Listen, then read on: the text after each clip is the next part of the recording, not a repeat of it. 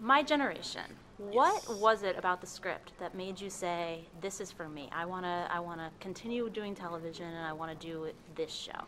I think, I think the nature of this show sort of is breaking a lot of boundaries as far as network TV or just TV in general. I think the scope of the show is so huge and feels like a film, and I think that's the hope, is that it's going to read as kind of like this really long film, that people can really get into and relate to.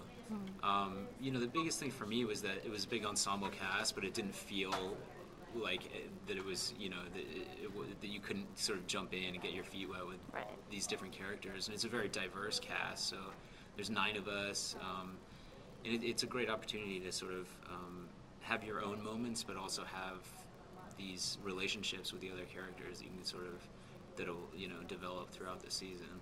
And what was it about your character that said, I want this guy, like I want to play this guy"? Yeah, well, it's interesting. When I first got the audition, they had thought about me playing the soldier, playing McCod's role, Raleigh, which I laughed at when I read the script, because I was like, he was like supposed to be like, almost drafted in the NFL and like all that stuff, or the NBA. So, but I immediately saw the nerd role, and I was like, is this still open? I thought I could certainly relate to it more. I mean, just sort of a guy who's a little bit more like reserved and quiet, but sort of a simple guy who's, all he wants out of life is to just have a family. It's as simple as that. And he's the nice guy, but I think what I'm trying to add to it is that there's a lot more dimensions and layers than that, and sort of those will unfold throughout the season. And how much, you have a pretty strong comedy background, so how much of humor are you allowed to put in this role? Yeah, that's what's been great too, is that when I heard hour-long drama, I sort of jumped on it, because I think that is sort of my background back in theater. When I studied in college, but I've been very fortunate with comedies and big commercial comedic films, so it's a really nice opportunity for me to show off another side. That being said, I do get to infuse a lot of comedy into this, which is great, but it's more the comedy comes from truthful situations and from sort of like funny moments in time that we can all relate to, as opposed to like those big, exactly, like big commercial comedies where it's sort of like a little bit more like obvious, or there's like gag jokes just, right, on site. So right. Now, going forward in the season with your character, obviously he's living with someone platonically who's married to one of his other friends. Now he'll be coming home.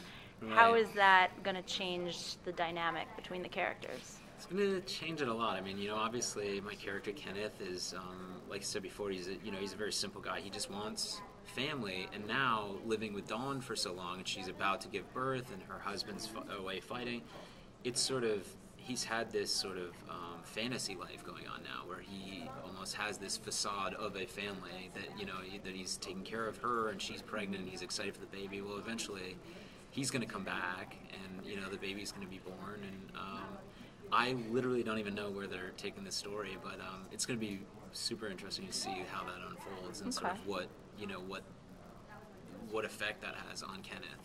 Yeah, and is Kenneth going to be dating at all in the series? That's a very good question. It's a very good question. I would like to think so, but at the same time, I think that he needs to hit a sort of a low point first to really realize what his values are and who he is as a person before he gets involved with anyone. So I'm looking forward to sort of like unpeeling the layers and then like building it back up. So they obviously haven't like brought in anyone for him yet? Nobody yet. Not yet. Nobody yet. Not that I'm Keyword aware is of. Yet. Not that I'm aware of. Okay. Let me know if you hear about casting.